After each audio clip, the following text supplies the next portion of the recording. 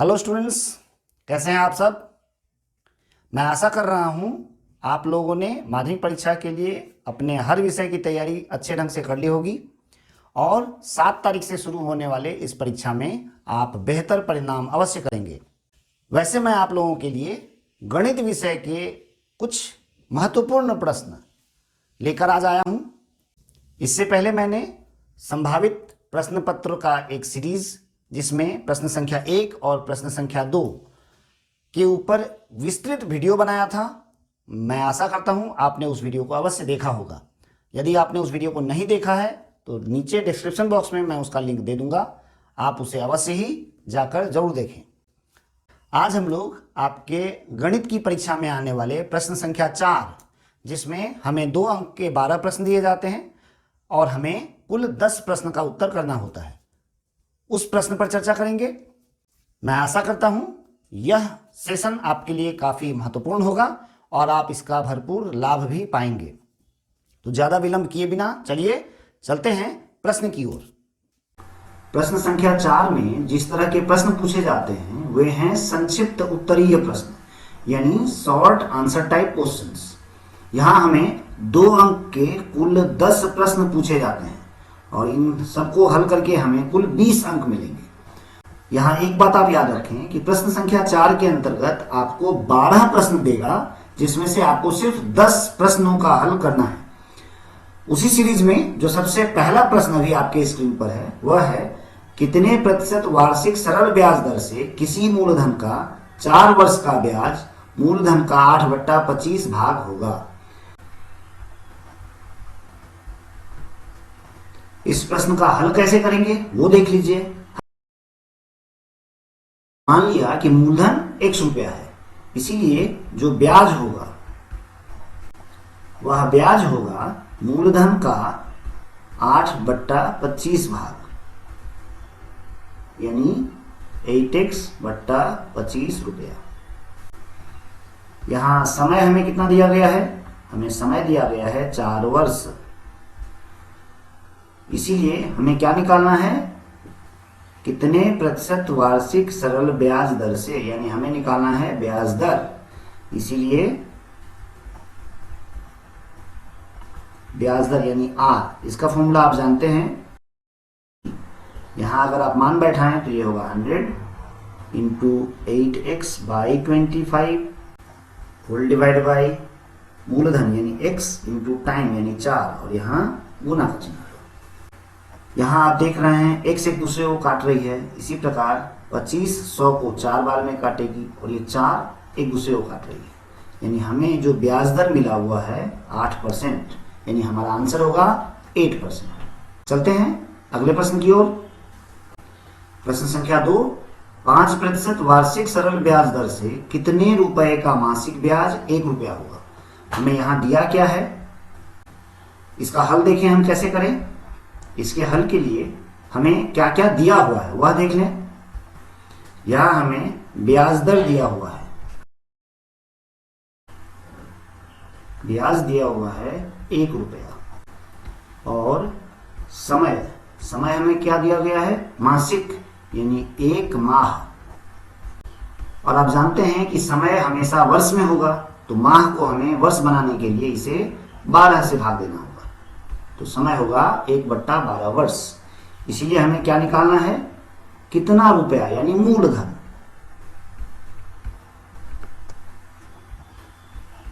मूलधन का फॉर्मूला आप जानते हैं। यहां अगर मान बैठाएं तो हमें मिलेगा समय कितना है? 1/12। ये बट्टा कहां जाएगा? ये तो ऊपर जाएगा। और इसे अगर हम विभाजित करें तो 5 100 को 20 बार में विभाजित करेगी, तो हमें गुना करने पर मिलेगा 240 रुपया, यानी हमारा मूलधन कितना है? 240 रुपया है। चलो अगले प्रश्न को देखते हैं। प्रश्न संख्या 3, वार्षिक 8% की दर से जनसंख्या वृद्धि होने पर n वर्ष बाद यदि जनसंख्या p है, n वर्ष पूर्व जनसंख्या कितनी थी। इसका हल हम लोग देख लें। इसका हल हम लोग कैसे करेंगे? हमने मान लिया n वर्ष पूर्व जनसंख्या x थी, इसीलिए हम लोग जानते हैं v1 = v0 × 1 + r बाय 100 उसका पावर n। यहाँ हमें V0 निकालना है जबकि V1 दिया हुआ है। यहाँ हमें V1 का मान P दिया हुआ है, V0 हमने x माना है। यहाँ से अगर तुम x का मान निकालो तो x होगा P by 1 plus R by 100 उसका पावर n। इसे हम लोग कुछ इस प्रकार भी लिख सकते हैं। इसीलिए n वर्ष पूर्व जनसंख्या इतनी थी। प्रश्न संख्या 4, वार्षिक 8% चक्रवृद्धि ब्याज दर से कोई मूलधन 8 वर्षों में 2 गुना हो जाता है, तो कितने वर्षों में वह मूलधन का 4 गुना हो जाएगा। हमने मान लिया मूलधन x रुपया है, इसीलिए 8 वर्षों का मिश्रधन क्या होगा 2x रुपया। इसीलिए हम फॉर्मूला जानते हैं। यहां देख पा रहे हो a का मान हमें 2x दिया हुआ है, p x मालूम है, 1 प्लस ब्याज दर 8% है और समय है हमारा 8 वर्ष। तो यहां हमें क्या मिलेगा 2x by x equals to 1 plus r by 100 उसका पावर 8। यहाँ x एक दूसरे को काटेगी तो हमें क्या मिलेगा, हमें मिलेगा 1 प्लस r बाई 100 उसका पावर 8 इज इक्वल्स टू 2। यह है समीकरण नंबर 1। अब हमें कह रहा है कितने वर्षों में मूलधन 4 गुना हो जाएगा। पुनः 16 वर्ष का मिश्रधन हो जाएगा 4x रुपया। इसीलिए 4x बराबर हम लोग लिख सकते हैं x into 1 plus r by 100 उसका पावर n। यहां भी x एक दूसरे को काटेगी तो हमें मिलेगा 4 equals to 1 plus r by 100 उसका पावर n। लेकिन 4 को हम लिख सकते हैं 2 का whole square equals to 1 plus r by 100 उसका पावर n। इसीलिए समीकरण 1 में देख पा रहे हो 2 का मान है 1 प्लस r बाई 100 उसका पावर 8, यानी इसे हम लिख सकते हैं 1 प्लस r बाई 100 उसका पावर 8 और इसका whole square equals to 1 plus r by 100 उसका पावर n। यहाँ इन दोनों को तुलना करने पर हमें n का मान मिल रहा है 16 वर्ष, यानी मूलधन जो है वह 16 वर्षों में 4 गुना हो जाएगी। यह है हमारा आंसर। प्रश्न संख्या 5 हमें कह रहा है यदि 400 रुपए का 2 वर्ष का चक्रवृद्धि मिश्रण 441 रुपए हो तो प्रतिशत वार्षिक ब्याज दर कितनी होगी। के हल को देख लो। यहाँ हमें मूलधन दिया हुआ है 400 रुपया, मिश्रधन दिया हुआ है 441 रुपए, समय यानी n दिया हुआ है 2 वर्ष, तो हमें r ज्ञात करना है। अब फॉर्मूला हम लोग जानते हैं a इक्वल्स टू, यहां मान बैठाने पर हमें मिलेगा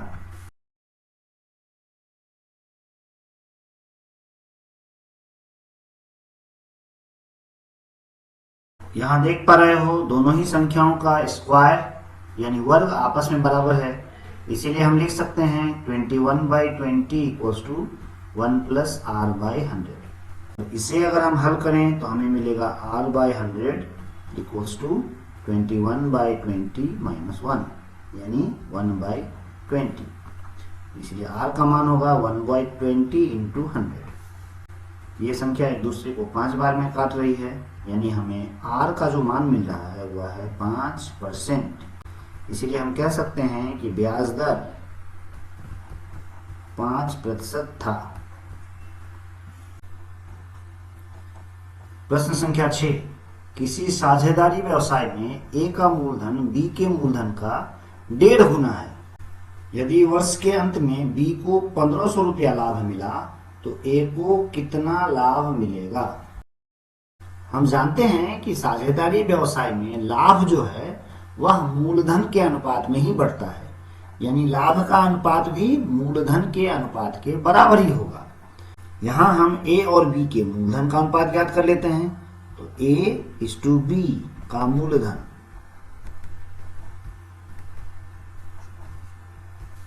अगर B ने 1 रुपये दिया है तो A उसका 1.5 गुना रुपया देगा, यानी यह होगा 3/2:1, यानी 3:2।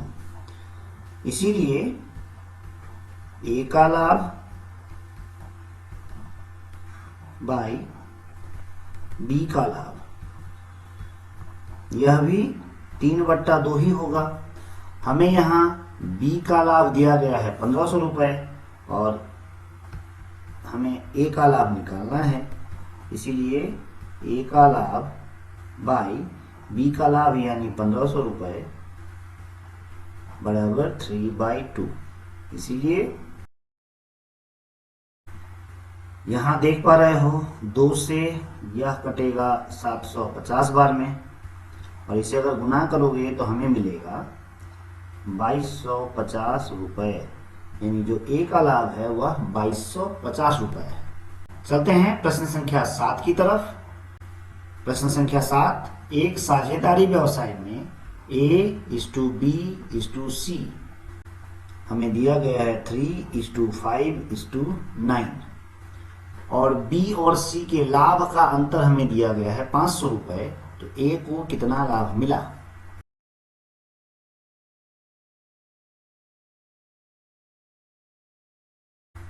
अभी प्रश्न से हमें दिया गया है B और C के लाभ का अंतर, यानी 9x - 5x, ये दिया गया है 500, यानी 4x = 500, यानी x = 500/4। यहाँ ये दोनों एक दूसरे को 125 बार में काटेगी, यानी x का मान है 125। इसीलिए A का जो लाभ है 3x, यहाँ देख पा रहे हो, तो 3 × 125, यह होगा 375 रुपये। प्रश्न संख्या 8, एक ऐसे द्विघात समीकरण की रचना करनी है जिसका एक मूल 5 + √7 हो। चूंकि समीकरण का मूल 5 + √7 है, इसीलिए x = हम लिख सकते हैं 5 + √7, यानी x - 5 बराबर होगा √7, यानी x - 5 का होल स्क्वायर, ये होगा √7 का होल स्क्वायर, यानी x² - 10x + 25 ये होगा 7। इसीलिए होगा x² - 10x + 25 - 7 = 0, यानी x² - 10x + 18 = 0। यही है हमारा द्विघात समीकरण।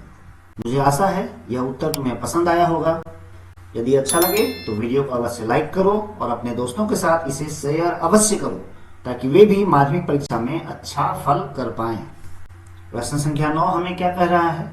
हमें कह रहा है x² + bx + 12 = 0 और x² + bx + q = 0 समीकरणों के मूल 2 हैं, तो q का मान हमें ज्ञात करना है। तो चूंकि x² + bx + 12 = 0 का मूल 2 है, इसीलिए 2 क्या करेगा? 2 इस समीकरण को सेटिस्फाई करेगी, इसीलिए 2 इस समीकरण को सेटिस्फाई करेगी। तो हम क्या करेंगे, जहां x है वहां उसका मान लिखेंगे, यानी 2a² + b × 2 + 12 = 0। यहाँ ये दोनों संख्याएं एक दूसरे को काटेंगी और हमें b का मान मिलेगा -8। पुनः इसीलिए यह 2 इस समीकरण को भी सेटिस्फाई करेगी। यहाँ हम b का मान जानते हैं -8, इसीलिए हम लिख सकते हैं 4 + b का मान -8 into 2 plus q equal to 0, यानी q का मान हमें मिला 12 और ये है हमारा आंसर। प्रश्न संख्या 10, kx² plus 2x plus 3k equal to 0, जहाँ k नॉट इक्वल टू 0 है, समीकरण के दोनों मूलों का योगफल तथा गुणनफल समान हो तो k का मान कितना होगा। यहां देखो kx² plus 2x plus 3k equal to 0 समीकरण हमें दिया गया है, इसीलिए मूलों का योगफल क्या होगा, मूलों का योगफल होगा -2/k और मूलों का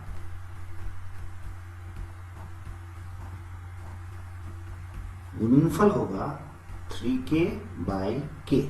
यहां देख पा रहे हो k एक दूसरे को काटेगी तो हमें मिलेगा 3। हमें कह रहा है मूलों का योगफल और गुणनफल समान है, इसीलिए हम लोग कह सकते हैं -2/k इज इक्वल टू 3 और यहां से अगर तुम k का मान निकालोगे तो ये मिलेगा -2/3 और ये है हमारा आंसर। मैं आशा कर रहा हूं यह प्रश्न तुम्हें समझ में आया होगा। वैसे द्विघात समीकरण के ऊपर हमने इस चैनल पर वीडियो उपलब्ध कराए हैं, जाकर उसे अवश्य देख लो। प्रश्न संख्या 11, ax² plus bx plus c equal to 0, जहां a नॉट इक्वल टू 0 है, समीकरण के एक मूल दूसरे का 2 गुना है तो हमें यह प्रमाणित करना है।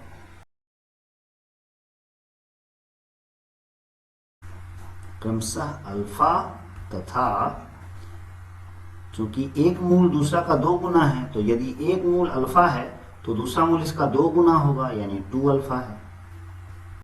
इसीलिए हमें मूलों का योग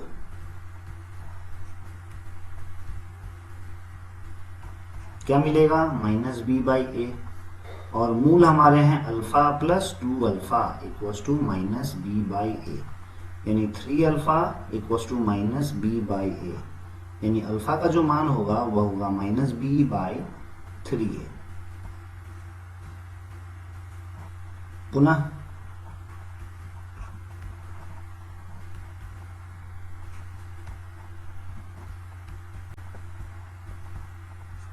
मूलों का गुणनफल होगा c/a, यानी alpha into 2 alpha equals to c/a,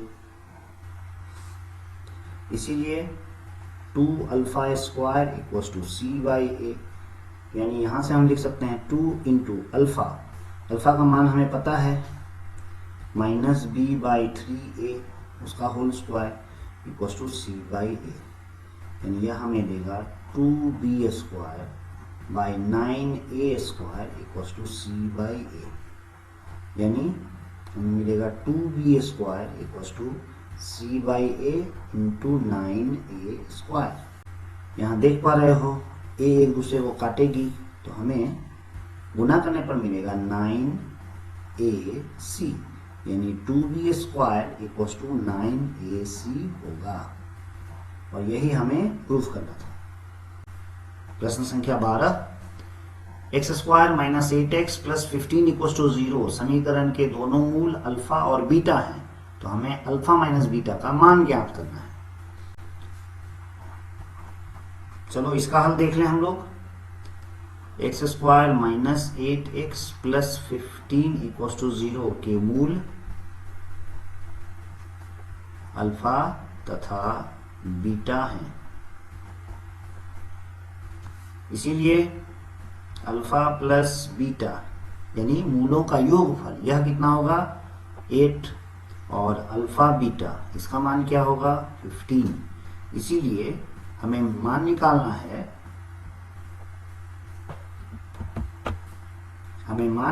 है अल्फा माइनस बीटा का। तो हमने पहले अल्फा माइनस बीटा का होल स्क्वायर किया, तो हम लोग जानते हैं a minus B whole square is a plus B whole square minus 4ab। यहाँ अल्फा प्लस बीटा का मान हमें पहले से पता है, यह होगा 8 का whole square minus 4 into alpha beta. Alpha beta का मान हमें पता है 15, इसीलिए अल्फा माइनस बीटा यह कितना मिलेगा, यह मिलेगा प्लस माइनस √4 यानी प्लस माइनस 2, और यह है हमारा आंसर। प्रश्न संख्या 13 हमें कह रहा है A:B = 3:2 और B:C हमें दिया गया है 3:2।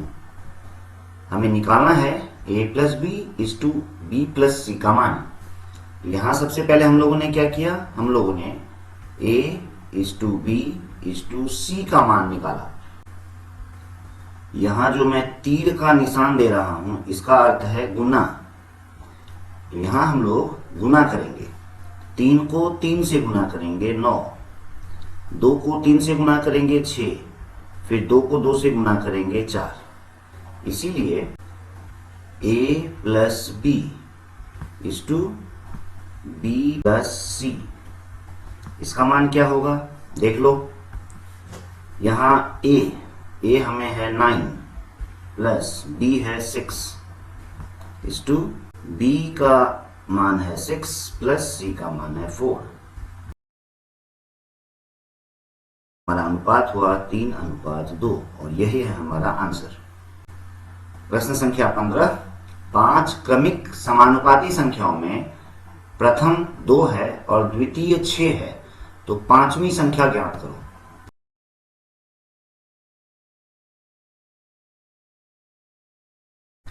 इसीलिए 2/6 = 6/A = A/B = B/C होगा। इस भाग से देखो हमें क्या मिल रहा है, हमें मिलेगा 2A = 36 यानी A = मिलेगा 36/2, A है 18। इस भाग से हमें क्या मिल रहा है देखो, हमें मिलेगा 6/A, A का मान है 18 = 18/B। अब इस भाग से देख लो, इस भाग से हमें मिलेगा A का मान है 18/B का मान है 54 = 54/C, यानी यहाँ इसीलिए पांचवी संख्या हमें मिलेगी 162 और यही है हमारा आंसर। प्रश्न संख्या 15 दो संख्याओं का अनुपात 3:4 है और उनका मौसौ 5 है, तो उन संख्याओं का लौसौ ज्ञात करना है।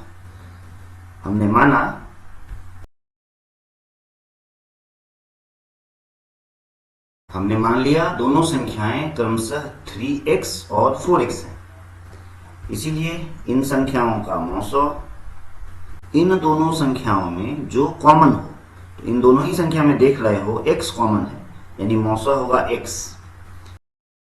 प्रश्न के हिसाब से जो x का मान है वह कितना दिया गया है, वह दिया गया है 5। इसीलिए संख्याओं का जो लौसौ होगा वह क्या होगा, तो वह तो होगा जो इन दोनों संख्याओं में कॉमन है यानी x, और जो कॉमन नहीं भी है यानी 3 और 4। यहाँ x का मान रखने पर हमें मिलेगा 60 यानी संख्याओं का लौसौ 60 है। प्रश्न संख्या 16 √14 + √15 और √12 + √17 में कौन सी संख्या बड़ी है, इसे ज्ञात करने के लिए हम लोग क्या करेंगे देख लो।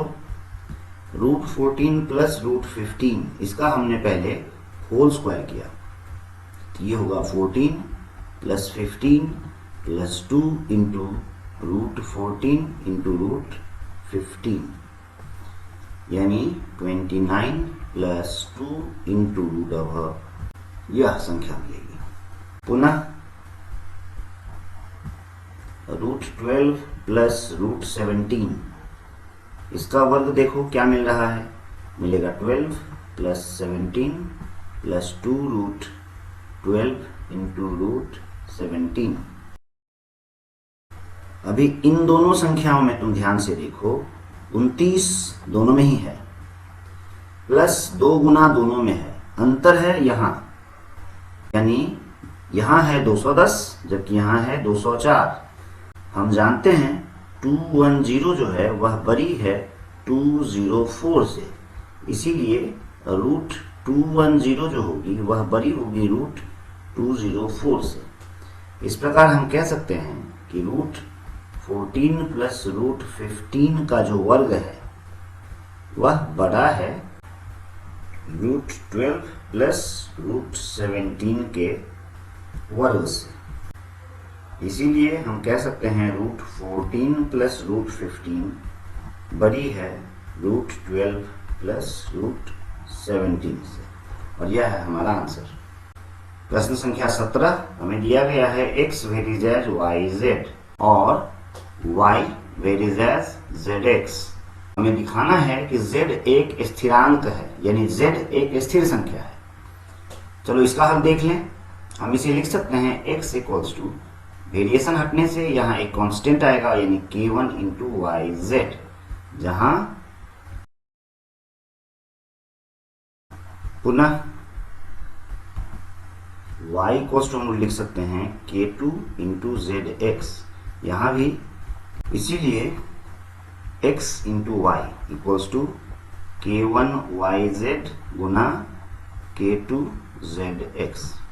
यहाँ देख पा रहे हो ये x y एक दूसरे को काटेगी, तो हमें मिलेगा 1 equals to k1 k2 into Z square, यानी z square equals to 1 by k1 into k2।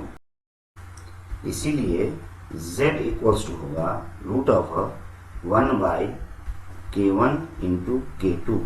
अब चूंकि k1 और k2 स्थिर संख्याएं थी तो इनका गुणनफल भी एक स्थिर संख्या होगा, इसीलिए इसे हम कह सकते हैं एक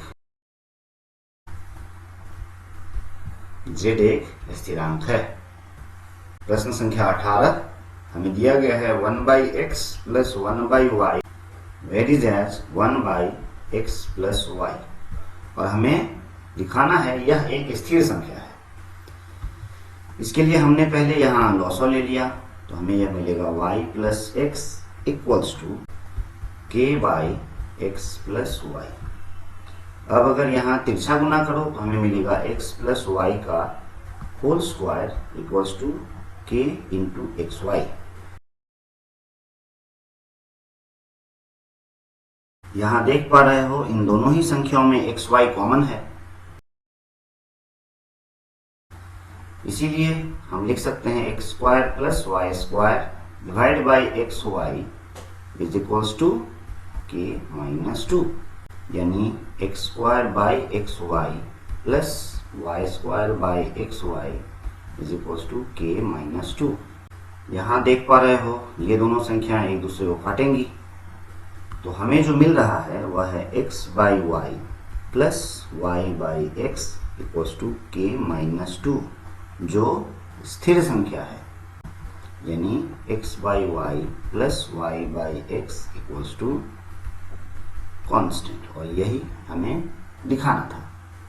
प्रश्न संख्या 19 p वेरीज एज q हमें दिया गया है, q varies as 1 by r दिया गया है और r वेरीज एज s दिया है, तो हमें p और s के बीच भेद संपर्क निर्णय करना है।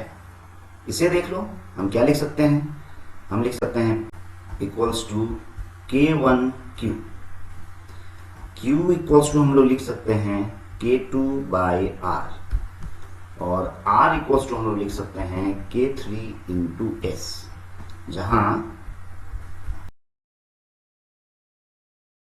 अब हम लोग लिख सकते हैं p equals to k1 into q, और हम q का मान जानते हैं k2 बाई r, तो हमने लिखा k2 बाई r। अब यहाँ देखो r का जो मान है वह है k3s, इसीलिए हम यहाँ लिख सकते हैं k1 into k2 by r का मतलब हुआ k3 इंटू s, यानी p का मान ये होगा।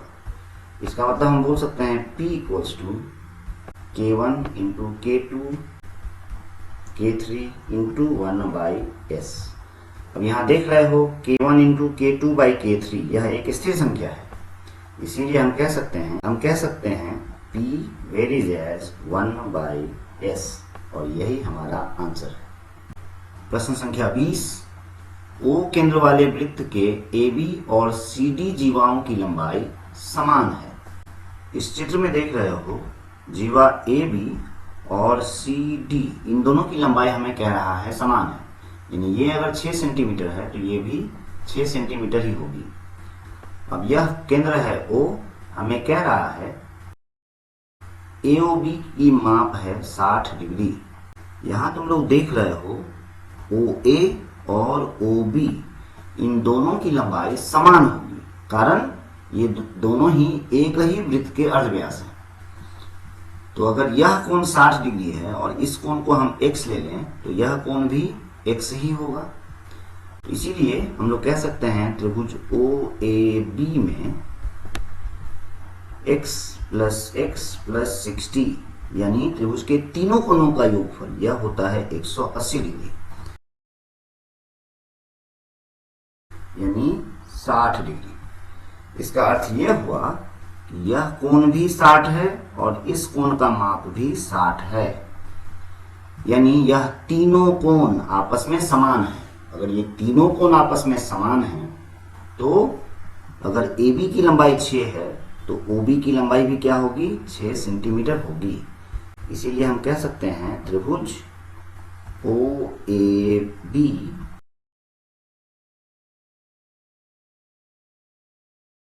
इसीलिए OA equals to OB equals to AB जो कि है 6 सेंटीमीटर। इसीलिए अर्धव्यास बराबर 6 सेंटीमीटर। यही है हमारा आंसर। प्रश्न संख्या 21, ABC त्रिभुज के परिवृत्त का केंद्र O है। त्रिभुज ABC में हमें दिया गया है कोण ABC, यानी इस कोण का माप हमें दिया गया है 120 डिग्री। वृत्त के अर्धव्यास की लंबाई हमें दी गई है 5 सेंटीमीटर। मान लो वृत्त का केंद्र है O, OB की लंबाई दी गई है 5 सेंटीमीटर। यहाँ से हम कह सकते हैं कि OB यदि 5 है तो OA, चूंकि वृत्त का अर्धव्यास है इसीलिए OB और OA की लंबाई समान होगी, यानी OA भी 5 सेंटीमीटर होगा। यानी त्रिभुज AOB में चूंकि ये दोनों भुजाएं आपस में समान हैं तो इन दोनों का कोण जो होगा वह भी आपस में समान होगा। अब देख रहे हो OB सरल रेखा जो है वह कोण B को समद्विभाजित कर रही है, यानी इस कोण का माप होगा 60 डिग्री। हम लोग लिख सकते हैं कोण OAB इज इक्वल्स टू कोण OBA। ये हो गया 120/2 डिग्री। इसीलिए इस कोण का माप 60 डिग्री, ये 60 डिग्री है। अब ये दोनों कोण 60 है तो यह कोण भी क्या होगा, यह कोण भी 60 डिग्री ही होगा, 60 डिग्री। इसीलिए हम कह सकते हैं कि त्रिभुज OAB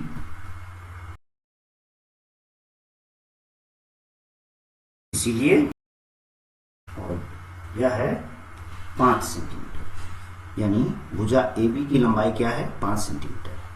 यह है हमारा आंसर। प्रश्न संख्या 22, त्रिभुज ABC में कोण ABC 90 डिग्री है। त्रिभुज ABC में कोण B 90 डिग्री है। हमें AB की लंबाई 5 सेंटीमीटर दी गई है और BC की लंबाई 12 सेंटीमीटर दी गई है। तो त्रिभुज के परित्रिज्या की लंबाई कितनी होगी यह निकालिए। तो पहले इस समकोण त्रिभुज में AC यानी कर्ण की लंबाई हम लोग कैसे निकालते हैं, तुम लोग जानते हो AC square equals to AB square plus BC square. इसीलिए AC इक्वल्स टू होगा √169 यानी 13 सेंटीमीटर, यानी AC की लंबाई होगी 13 सेंटीमीटर। अब हम जानते हैं कि कोई भी समकोण त्रिभुज की जो भुजाओं की लंबार्धक है वह हमेशा ही उसके कर्ण पर विभाजित होती है और यह इस कर्ण को 2 बराबर भागों में बांटती है। परिवृत्त का अर्धव्यास उसके विकर्ण यानी 13 सेंटीमीटर का आधा होगा, यानी यह होगा 6.5 सेंटीमीटर, और यह है हमारा आंसर। प्रश्न संख्या 23, दो वृत्तों का अर्धव्यास क्रमशः 4 सेंटीमीटर और 8 सेंटीमीटर है। उनके केंद्रों के बीच की दूरी 13 सेंटीमीटर है। तो वृत्तों के तिर्यक स्पर्शक की लंबाई ज्ञात करो। इस चित्र में देख पा रहे हो ए और बी केंद्र वाली जो वृत्त है उनके अर्धव्यास की लंबाई क्रमशः 8 सेंटीमीटर और 4 सेंटीमीटर है। तो हमें P और Q जो तिर्यक स्पर्शक है उसकी लंबाई ज्ञात करनी है। हमने BQ को आगे X बिंदु तक बढ़ाया और इसे A बिंदु के साथ मिला दिया। तो यहाँ देखो AX की जो लंबाई होगी वह PQ के लंबाई के समान ही होगी। यहाँ देख पा रहे हो यह जो कोण बनेगा वह कितना होगा, 90 डिग्री होगा, क्योंकि यह कोण भी हमारा 90 डिग्री है। और PQ और AX ये दोनों ही समांतर रेखाएं हैं, यानी ABX एक समकोण त्रिभुज है।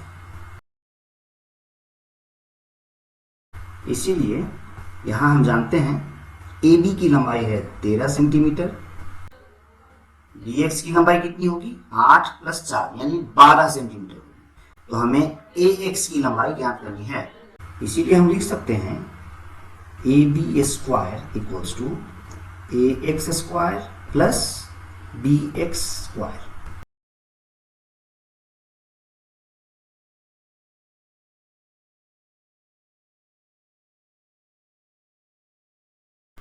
यानी तिर्यक ऊंचाई की लंबाई कितनी होगी, ये होगी 5 सेंटीमीटर।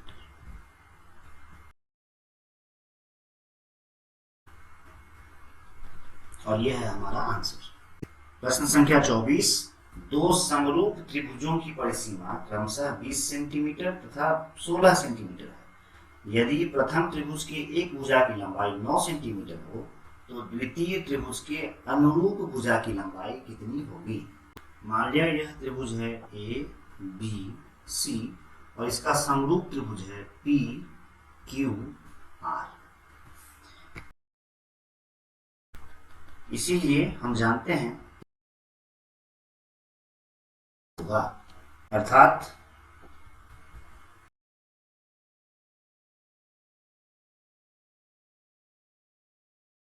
यह होगा।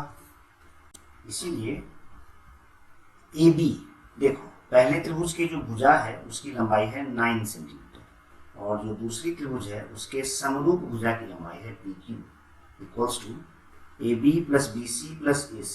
यह होता है त्रिभुज ABC की परिसीमा। यह परिसीमा हमें दी गई है 20 और जो दूसरी त्रिभुज है उसकी परिसीमा है 16। यहाँ से हम PQ बराबर लिख सकते हैं, यानी 7.2 सेंटीमीटर, और यह है हमारा आंसर। प्रश्न संख्या 25, त्रिभुज ABC में कोण ABC 90 डिग्री है। त्रिभुज के अंतःवृत्त का केंद्र O है। AB 8 सेंटीमीटर, BC 15 सेंटीमीटर हो तो अंतःवृत्त के अर्धव्यास की लंबाई ज्ञात करो। यहाँ त्रिभुज ABC में कोण B 90 डिग्री है। हमें AB की लंबाई 8 सेंटीमीटर और BC की लंबाई 15 सेंटीमीटर दी हुई है। तो सबसे पहले हम लोग त्रिभुज का जो विकर्ण है उसकी लंबाई ज्ञात कर लेते हैं, यानी AC² =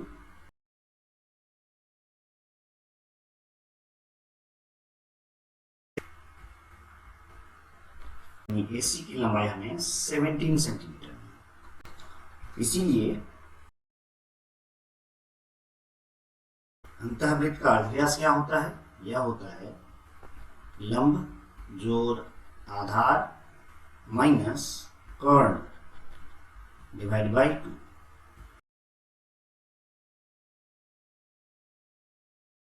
इसीलिए अंतःवृत्त के अर्धव्यास की जो लंबाई है वह है 3 सेंटीमीटर, और यह है हमारा आंसर। प्रश्न संख्या 26, किसी घन के प्रत्येक भुजा की लंबाई 50% बढ़ा देने पर घन के समग्र तल का क्षेत्रफल कितना प्रतिशत बढ़ेगा। घन के भुजा की लंबाई 2x सेंटीमीटर है, इसीलिए घन के समग्र तल का क्षेत्रफल होता है 6a², जहां a घन के भुजा की लंबाई है, यानी यह होगा 6 × 2x का whole square, x square centimetre square. अब नए घन के भुजा की लंबाई क्या है? तो नए घन की भुजा की लंबाई 50% बढ़ा दी गई है, यानी पहले से 2x था, अब 2x का 50% बढ़ा दिया गया, यह हमें मिलेगा 3x। घन के समग्र तल का क्षेत्रफल होगा 6 × 3x का होल स्क्वायर।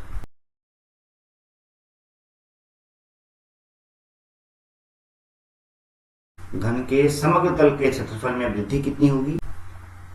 अभी घन के समग्र तल का क्षेत्रफल है 54x², जबकि पहले घन के समग्र तल का क्षेत्रफल था 24x²। इसीलिए समग्र तल के क्षेत्रफल में जो वृद्धि है वह है 54x² माइनस 24x², यानी यह मिलेगा हमें 30x²। इसीलिए यह वृद्धि प्रतिशत में कितनी है उसे देख लो, तो वृद्धि हुआ है 30x², जबकि पहले जो क्षेत्रफल था वह था 24x², divide by 24x² into 100, इतना परसेंट की वृद्धि होगी। यह हो रहा है 125%। यही है हमारा आंसर। प्रश्न संख्या 27। दो घनों के आयतन का अनुपात है 64:27, तो उनके समग्र तल के क्षेत्रफल का अनुपात कितना है? हमने मान लिया जो पहला घन है उसके भुजा की लंबाई कैपिटल ए है, और जो दूसरी घन है उसके भुजा की लंबाई स्मॉल ए है, तो उनके आयतन होगा भुजा का क्यूब, यानी ये हमें दिया गया है 64/27। यहां से देख पा रहे हो कि ये a/स्मॉल ए होल क्यूब, यह हमें मिलेगा 4/3 का होल क्यूब, यानी हम लिख सकते हैं कैपिटल A/स्मॉल ए इक्वल्स टू 4/3। इसीलिए हमें समग्र तल के क्षेत्रफल यानी 6a² का मान निकालना है। यहाँ 6 एक दूसरे को काटेगी, तो हमें जो मिल रहा है वह है कैपिटल A/स्मॉल ए का होल स्क्वायर, यानी ये होगा 4/3 का होल स्क्वायर, जो हमें मिल रहा है 16/9। तो हमारा जो आंसर है वह है 16:9। प्रश्न संख्या 28। दो लंबवृत्ताकार बेलन की ऊंचाई का अनुपात हमें दिया गया है और उनके आधार की परिधि का अनुपात हमें दिया गया है, तो उन दोनों बेलनों के आयतन का अनुपात हमें ज्ञात करना है। हमने मान लिया कि जो दोनों बेलन है उनकी ऊंचाई क्रमशः स्मॉल h और कैपिटल H है, तो हमें small h by capital H दिया गया है 1/2, और हमें क्या दिया गया है? आधार की परिधि। तो पहला बेलन है उसके आधार का अर्धव्यास अगर r हो तो उसके आधार की परिधि होगी 2πr, और जो दूसरी बेलन है उसके आधार का अर्धव्यास अगर कैपिटल R हो तो उसके आधार की परिधि होगी 2πR, और इसका अनुपात हमें दिया गया है 3/4। यहाँ देख पा रहे हो 2π एक दूसरे को काटेगी, यानी हमें small r by capital R का मान दिया गया है 3/4, और हमसे पूछा जा रहा है आयतन का अनुपात। तो पहले बेलन का जो आयतन होगा वह होगा πr² स्मॉल h, और जो दूसरा बेलन है उसका आयतन होगा pi capital R² into capital H। अब हमें इसका अनुपात यानी ये खोजना है। यहाँ देख पा रहे हो तुम लोग पाई एक दूसरे को फिर से काट रही है, तो इसे हम लिख सकते हैं small r by capital R का whole square into small h by capital H के रूप में। यहाँ small r by capital R इसका मान हमें मिला है 3/4, तो 3/4 का होल स्क्वायर, और small h by capital H हुआ 1/2। अभी 3 का स्क्वायर 9, 4 का हो गया 16 इंटू 1/2, यह होगा हमें 9/32, जिसे हम लोग इस प्रकार भी लिख सकते हैं। प्रश्न संख्या 29, एक लंब वृत्ताकार बेलन के वक्र तल का क्षेत्रफल 264 मीटर स्क्वायर और आयतन 924 मीटर क्यूब है, तो उसके आधार के अर्धव्यास की लंबाई कितनी होगी? यह तो हम जानते हैं किसी भी बेलन के वक्र तल का क्षेत्रफल होता है 2πr(h), तो हमें दिया गया है 264, और बेलन का जो आयतन होता है वह है πr²h, यह हमें दिया गया है 924। इसीलिए हम लोग लिख सकते हैं 2πr(h) whole divide by πr²h equals to 264/924। तो हमें मिल रहा है 2/r इक्वल्स टू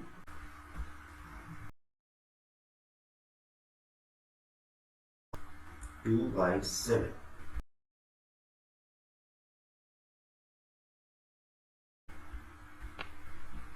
बेलन के अर्धव्यास की लंबाई 7 सेंटीमीटर है।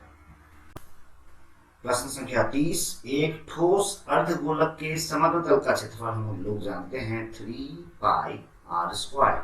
एक ठोस गोलक के वक्रतल का क्षेत्रफल होता है 4πr²।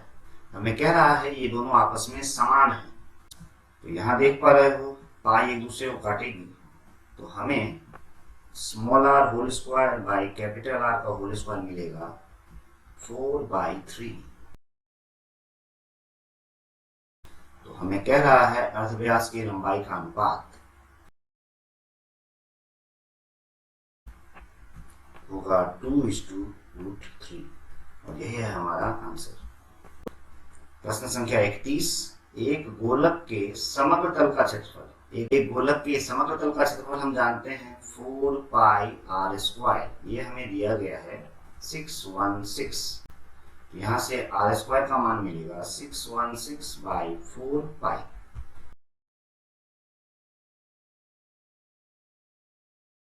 है उसके अर्धव्यास की लंबाई,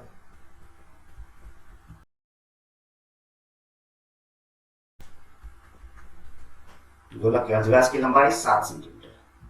इस भाग का 32वां और अंतिम प्रश्न, r अर्धव्यास वाले एक गोलक के वक्रतल का क्षेत्रफल स्मॉल r अर्धव्यास वाले एक वृत्त के क्षेत्रफल के बराबर है। अब देखो, r अर्धव्यास वाला गोलक का वक्रतल का क्षेत्रफल होगा 4π कैपिटल R होल स्क्वायर, और स्मॉल r अर्धव्यास वाले एक वृत्त का क्षेत्रफल होता है πr²। हमें कह रहा है ये दोनों आपस में बराबर हैं।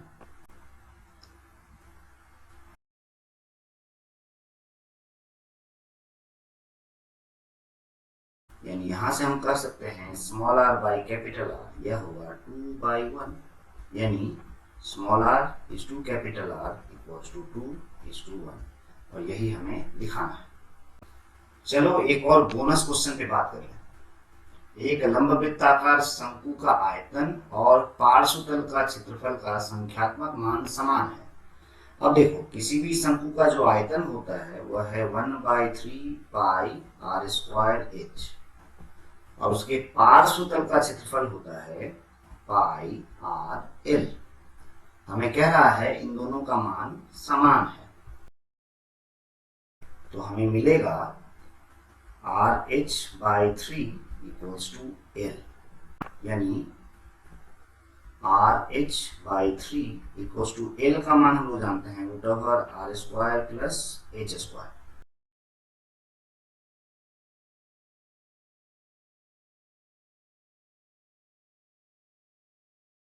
हमें मिलेगा 1/h² plus 1/r² is equals to 1/9, और यही हमें निकालना था।